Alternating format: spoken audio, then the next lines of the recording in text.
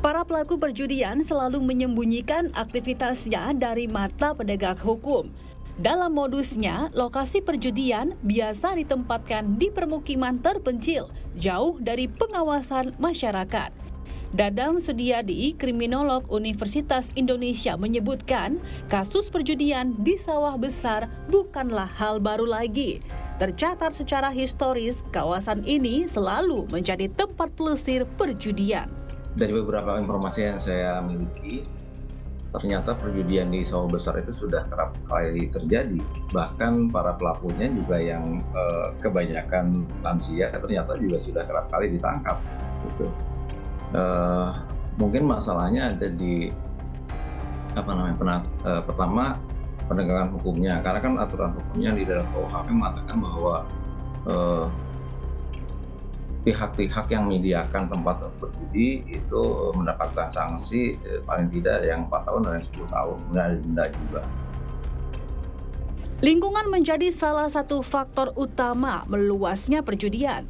Dalam salah satu aspek kajian psikologi, dampak perjudian dapat memberikan efek candu dan sulit dihentikan.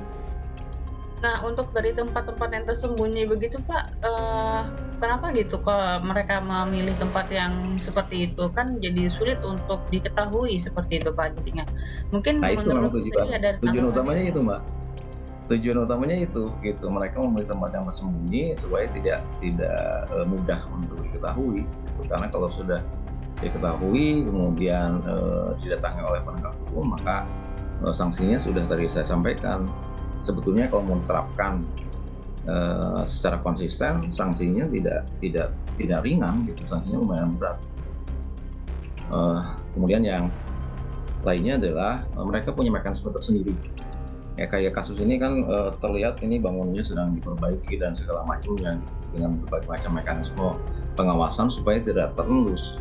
Jadi ada mekanisme yang mereka ciptakan supaya ketika diduga ada pelaku yang diduga ada penegak hukum yang akan menertibkan tempat berdiri mereka, informasinya sudah diberikan terlebih dahulu gitu, sehingga ketika para penegak hukum tersebut melakukan upaya penertiban di sana, upaya penggerbekan, upaya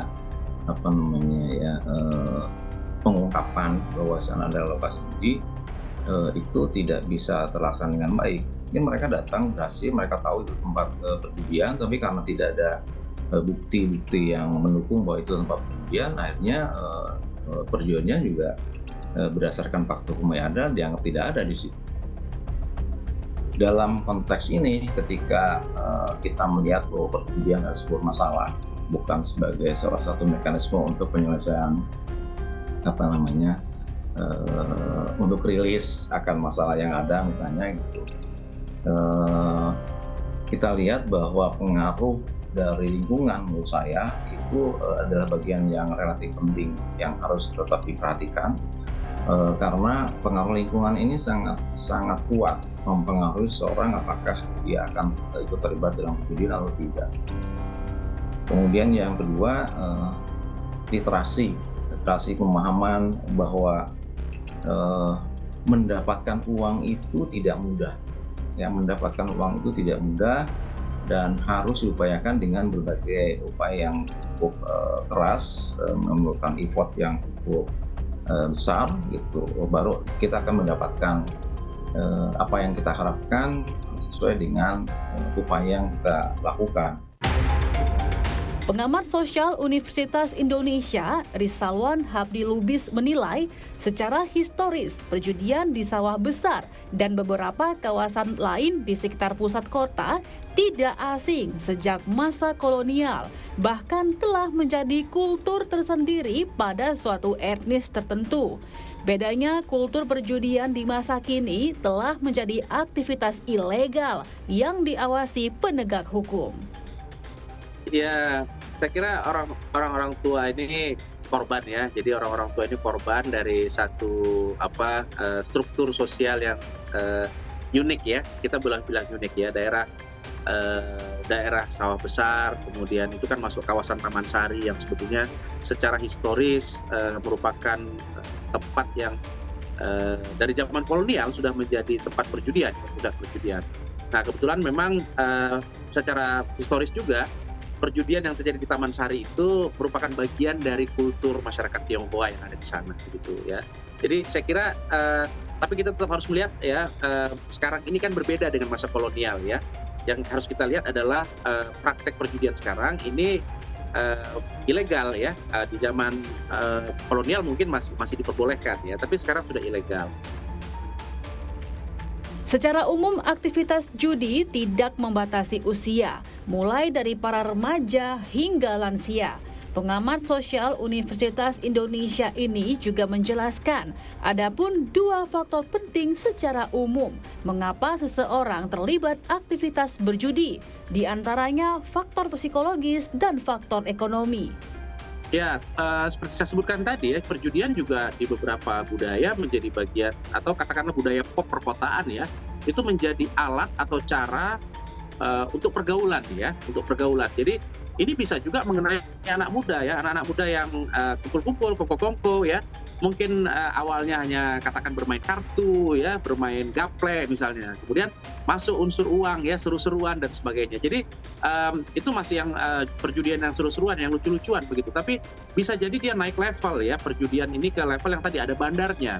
Nah kalau sudah perjudian ada bandarnya, biasanya di sini patut diduga ada modus penipuan ya kepada para pelaku judi sendiri begitu.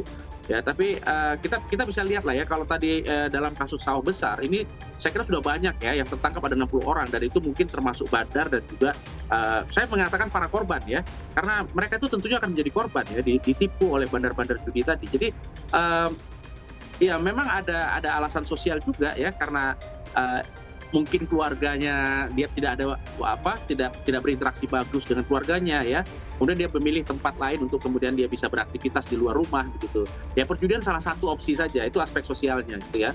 Kalau secara psikologis tentunya ya memang judi itu kan dalam tanda kutip menyerang psikologi si korban ya.